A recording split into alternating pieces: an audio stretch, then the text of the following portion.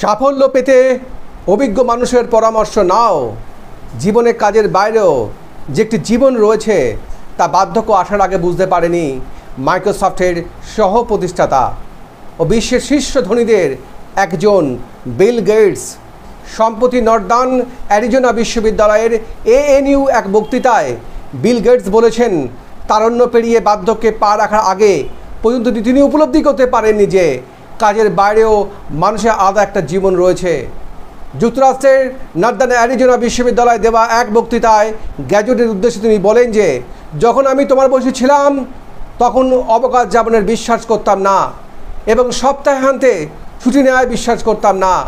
আমি আমার আশেপাশের সবাইকে দীর্ঘ সময় ধরে কাজ করার জন্য উদ্বুদ্ধ করতাম এবং মাইক্রোসফটের যাত্রা করার জন্য হার্ভার্ড বিশ্ববিদ্যালয়ে তৃতীয় সেমিস্টার থাকা অবস্থায় বিশ্ববিদ্যালয় ছেড়ে আসেন বিল গেটস এবং ANU গ্র্যাজুয়েটদের তিনি বলেন, কাজের গতি কিছুটা স্থির করার অর্থ এই নয় যে আপনি অলস।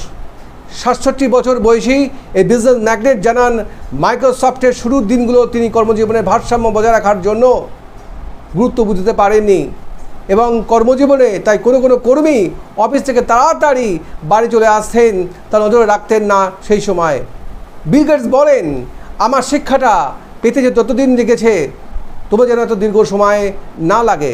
নিজের সম্পর্কগুলোকে যত্ন করার জন্য, সফলতা উদযাপনের জন্য এবং ক্ষতি কাটিয়ে ওঠার জন্য সময় নাও।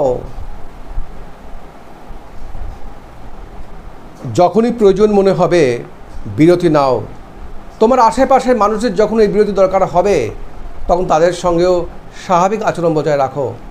অতীতেও বিল গেটস স্বীকার করেছেন যে কাজের নৈতিকতার ক্ষেত্রে কর্মীদের কাছ থেকে উচ্চ প্রত্যাশা ছিল তার এবং তার জীবিকার এবং CNBC-কে জানিয়েছিলেন যে মধ্যরাতে নিজের প্রতিষ্ঠানের কর্মীদের নানা সমালোচনা করে মেইল পাঠাতেন বিল গেটস এবং 2019 সালে নিজের ব্লগে এই মার্কিন ধনকুবের লিখেছিলেন যে, যখন আমি মাইক্রোসফটে ছিলাম তখন আমার সঙ্গে যারা কাজ করতো তাদের সঙ্গে আমি বেশ কড়া আচরণই করেছি। এর ফলে কিছু ক্ষেত্রে সফলতা এসেছে, কিন্তু আমি নিশ্চিত কিছু ব্যাপারে মাত্রা অতিরিক্ত ছিল। প্রথম কথা হলো, তোমার জীবনে কোনো একাঙ্ক নাটক নয়।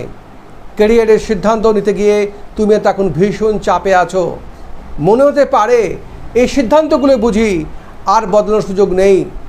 আদতে তা নয়। কাল কিংবা আগামী 10 বছরে তুমি যা করবে বাকি জীবনে তোমাকে তাই করতে যেতে হবে এমন কোনো কথা নেই।